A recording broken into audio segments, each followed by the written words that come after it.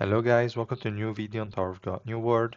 And in this video I just wanted to give you guys an update on the Revolution system that was just introduced into the game and for which we just got additional resources. So that changes things a bit. I decided to then include also the investment on the supports, and I also reevaluated some stats which will come in handy a lot more. So I decided to go over the spreadsheet again. So yeah, that's basically what we're going to talk about in this video. I'm going to go over first the new sources of these Revolution materials, Revolution fragments. The first one being the Arena store. Finally, we have a use, I would say, for the Arena coins. They are quite expensive, to be honest, but at least the amount is not too bad. I'm focusing first on the green Revolution fragments, just to unlock the tiers on most of the units, and then I will move on to focusing to orange as well. I do not want to do both things at the same time because I will burn through my resources way too quickly. And I feel like the amounts they're giving us for the revolution, like the shining revolution fragments, the orange one, are really not that huge. So I'm still holding on my resources and focusing more on the green ones at the moment. So the first source is again the Arena store. The second one is the Common Crystal Exchange shop. And here we have a new use for the soul crystals. Before I was like using it entirely on the keys and the Shinsu Whetstone. I'm still buying this just because. And again, I'm still not investing in the Shining Revolution fragments. I'm only going for the green ones. They are 50 soul crystals each, and I'm buying all of them, like both of them, every day. It will take quite some time. 50 is not really much, but I'm also adding the ones here, the 300 from the Arena store. I will probably finish my resources, uh, like these 1 million Arena coins. They will finish in 4, 5 days probably. So yeah, not the best, but we'll see. First, I want to mention one thing. If like all of these should only like you should only focus on these resources if you have finished your True Essence facility. So if you are still early in the game, you still have your Origin Orb to complete, then, sorry, I misclicked. In the Arena store, you have to buy the books. You have to buy them 6 times each to complete the whole, uh, like Origin Orb, all the Origin Orb trees. You need 18 of each. Well, actually 19, but one of them is already inside the rewards of the tree. So you need 18. So that's your main use for arena coins. Once you've done that, the second best thing was to buy the extracts, but they are really expensive and we already get quite a lot of them anyway. So I don't feel like you really need to unless you are in an urgent need to get a unit to plus 30, plus 20, whatever, and you're lacking just 30-ish of those materials, then sure. Otherwise, after you've finished your origin orb, I think the revolution fragments are the next best thing to buy. And for the soul crystals, I would say obviously you need to focus on your links first, then you need to focus on your origin orb once all your links are at A.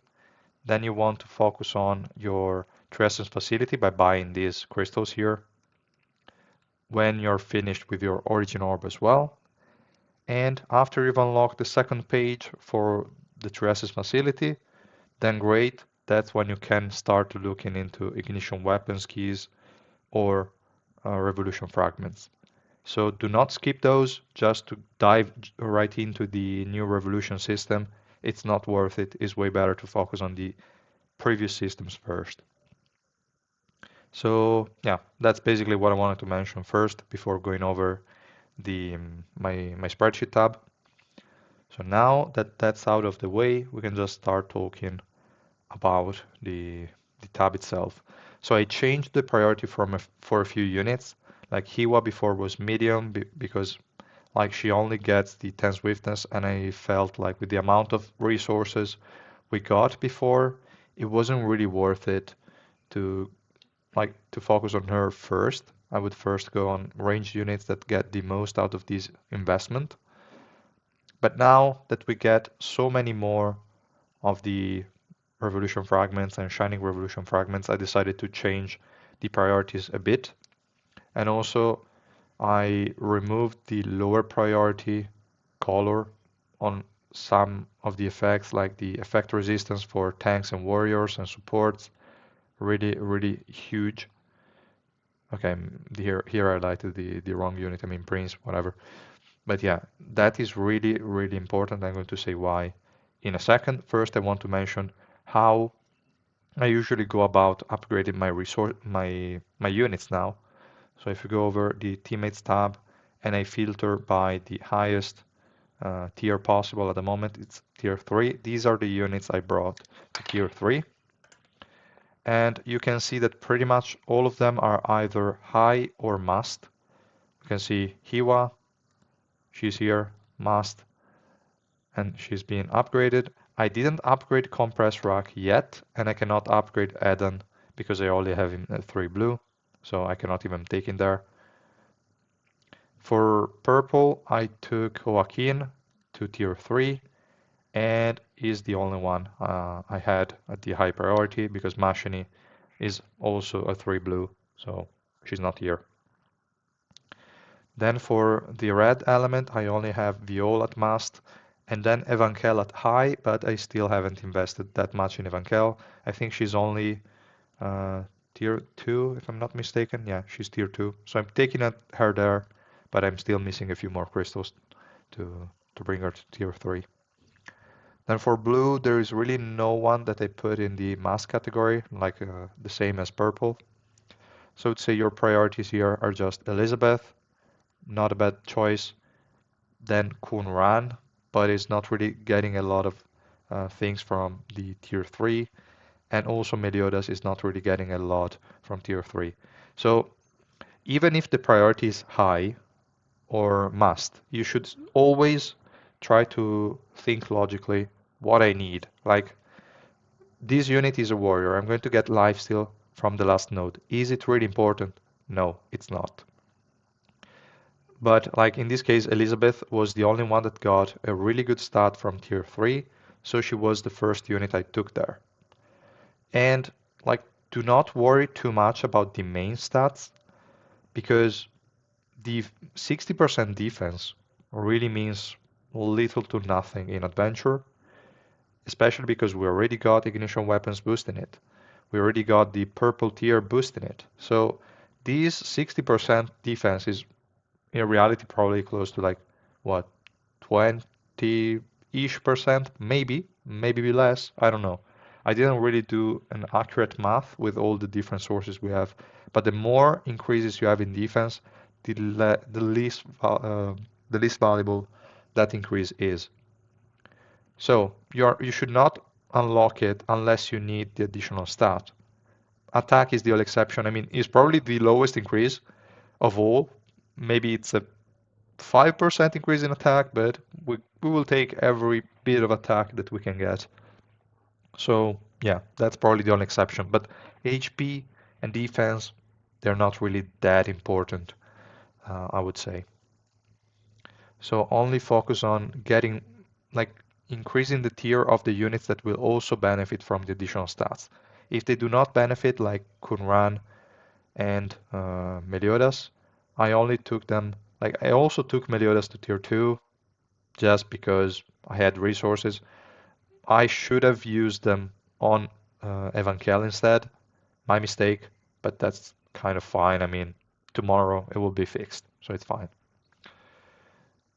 Meliodas is really going to get a lot of benefits out of the tier 1. And even then, okay, now before, like I already showed you how I put this priority, like the first unit you want to level up, but still look at the stats. Even if it's a must priority, but it's not getting any benefit out of the tier 3, only take it up to the tier where that unit is going to get the most benefits from. I think there are not really many examples for this because in the mass category I put mages that get swiftness from tier 3, and also rangers, ranged, that get attack speed from tier 3, so that's not really applicable to them. But like for the high priority units, take them where the stat is actually needed. Like for Qumran, is enough to take him to tier 2. For the additional accuracy, you don't need the lifesteal, basically. Same for all the other units. You can make this kind of reasoning yourself.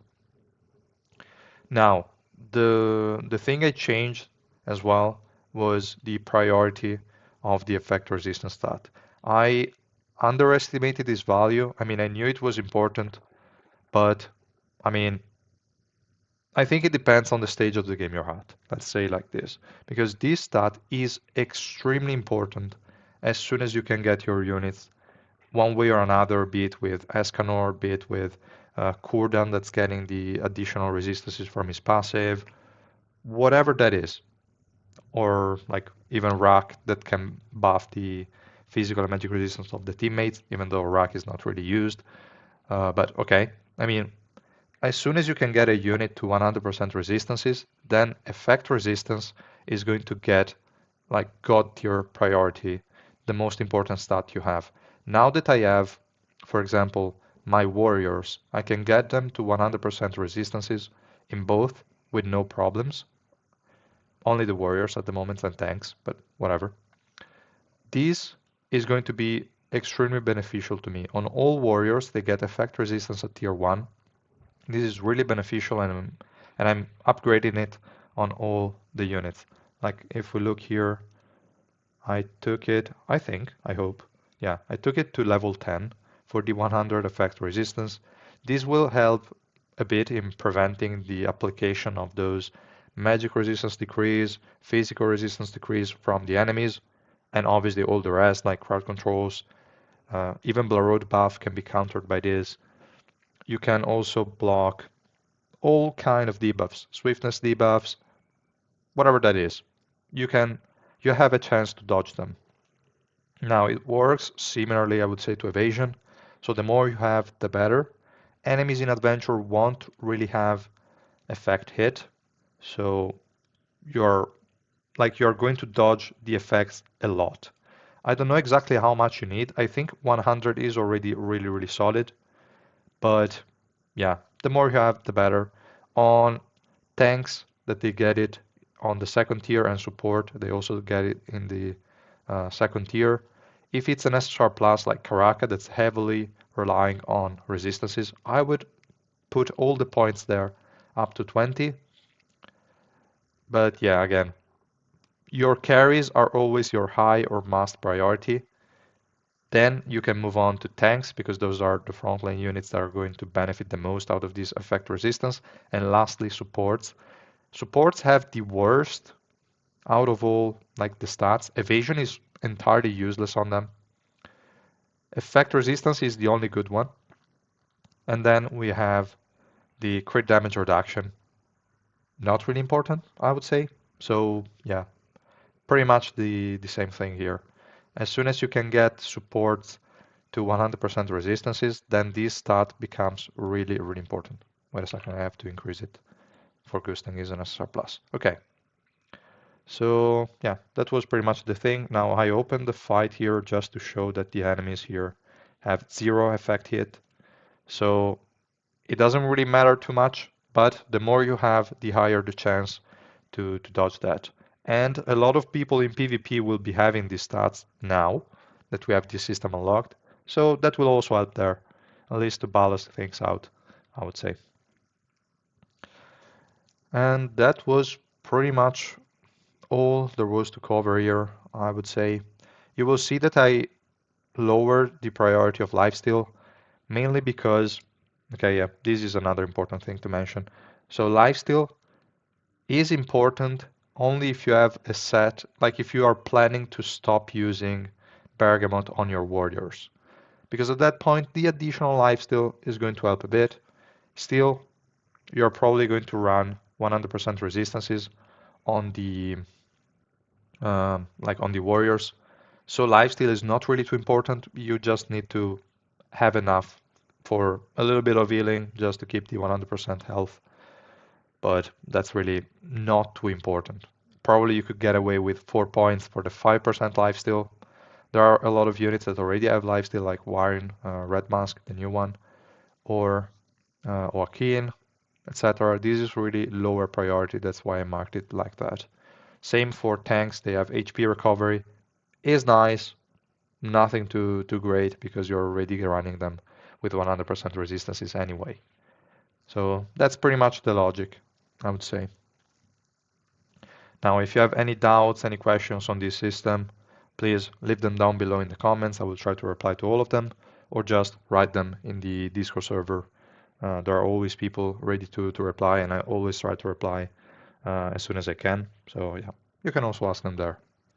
I hope this video was helpful. If you liked it, please drop a like and subscribe to my channel, and we'll see you guys in the next one. Bye!